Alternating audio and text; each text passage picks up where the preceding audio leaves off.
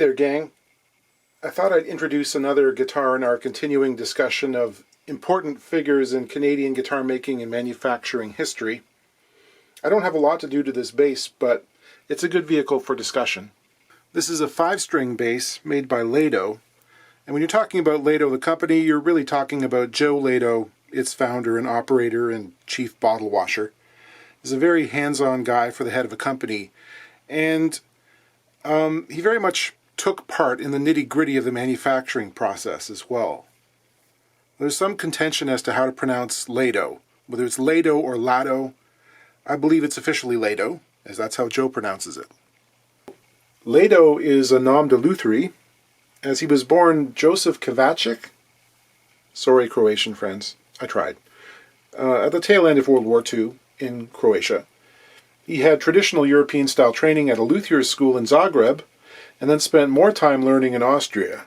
So just hearing that should give you the idea he probably has some pretty impressive woodworking skills, because they ain't fooling over there. He came to Canada in the late 60s and got a job working for Turner Musical Instruments, who were the Canadian distributors for Gibson and Harmony and a whole bunch of other ones. He also did work for Hagstrom as a quality inspector. He eventually ended up with his own shop in 1973, where he was building stuff and repairing, and soon got the coveted Martin repair contract for all of Canada. He had a good bunch of people working for him, apparently. His guitars were selling really fast and furious, and he needed to expand. He was running out of room, so he moved out of Toronto, probably to get more bang for his real estate buck. I think he went to Scarborough first. He got the bigger space, and he kept on producing these expressive-looking solid bodies. People see similarities with some of the designs coming out of BC Rich at that time. He had some models that were quite spiky for the studs and leather bros, and others that have more kind of bulbous contours, for want of a better word, like this one. Throughout the 80s, a lot of Canadian hair metal types were playing them. Adrian Smith of Iron Maiden had one. You know, if you imagine someone with Central European woodworking chops who also spent time as a quality control guy, that's a great recipe for a nicely made, dependable product. In 1987, Joe built the world's biggest guitar. It was more than 14 feet long, and that stayed in the Guinness Book of Records for quite a long time. I remember seeing a picture of it. So, as far as electric guitar manufacturers in Canada go, Lado was really at the top of the pile. I mean, admittedly, it's not a very big pile.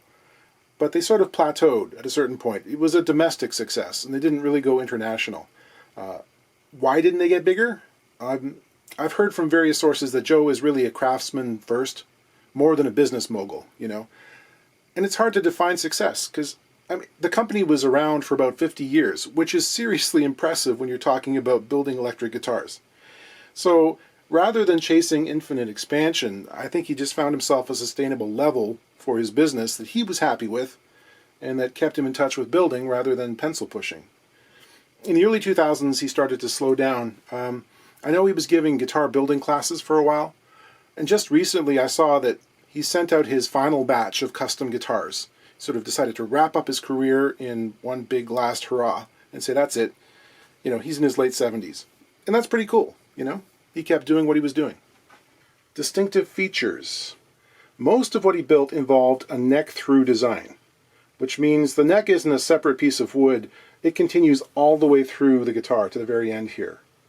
And having that uninterrupted length of wood means its harmonic nodes are in different places from your average neck. It could be more stable, too, depending on how it's built. He pretty much always used multi-piece necks. This one's a 3-piece. Laminated from some really pretty maple, usually, which he bought from the same small family-run wood supplier that I go to. And it seems like he was always there the week before I went. The proprietor would say, you know, Joe Lado was here. And he picked all the good stuff, obviously. Now, this is here for a kind of precautionary checkup. The owner took it to another guy and had it set up a while back. And then one day he pulled it out of the case and the strings were buzzing severely and actually noting out in the lower positions on the D string, he says, which sounds like a truss rod issue to me.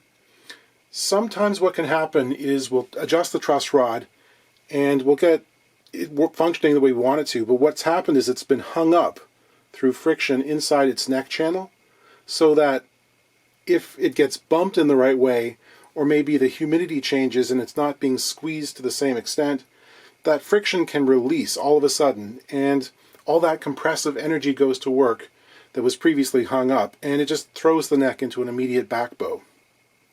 Looking at the action, it's doing pretty good for itself. It's around 5/64 on the 5th string, about 4 on the 1st string. And of course, in the interim, the problem has pretty much gone away. It's lessened somehow. But checking out the relief, like I do in the center of the neck here, 6th or 7th fret, looking at around 5 thousandths, which would be factory spec on some guitars, but might be a little bit too tight for this one. So I think we should probably back off on the truss rod just a little bit and see what happens. You know, we usually check the relief on the bass side of the board, but in a case like this, it's also good to see what's happening on the treble. And it's pretty symmetrical. It's also around 5 thousandths, so that's good. Just for the record, it does get a little bit more, it's a hair buzzy on the D and G strings on the 3rd and 4th frets, which is again pretty classic truss rod issue. You can also use the fret rocker to check and just make sure that there isn't a high fret in this area as well. This is thoughtful design. You see how the truss rod screws are situated between the strings so that you can actually remove them without having to unstring, which is a real bugaboo for a good many repair people. It's kind of annoying. Nice big 5/16 inch nut here. Nice thick bearing plate as well. So I'm just going to take this off about 1/8 of a turn and see what happens. Again, I'm going to massage the neck back and forth a little bit as well. Now we have about 7 thousandths relief, and things are cleaner.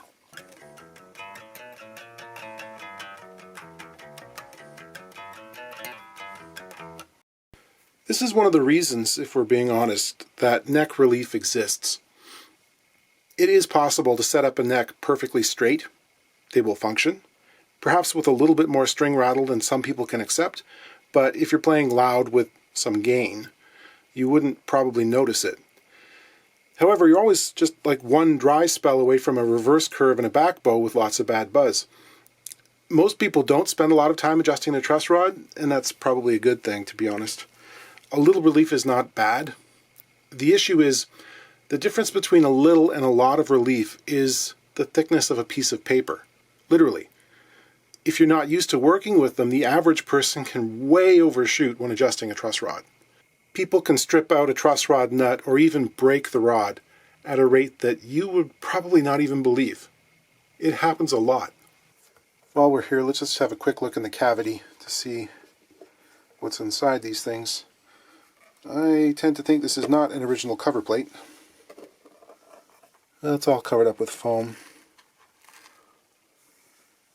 These EMGs are not the originals. I suspect maybe at some point someone had stacked pots in there and needed a little extra height, hence the odd cover. Okay, so ends our tale of the Lado, and also the tale of the father, the mother, the serpent, the priest, the foreman, the woman, the widow, the beast. There are about 12 Gen X Canadians who are laughing uproariously right now because they know what that's about. Anyway, I'll plug this thing in and see what it does to my amp.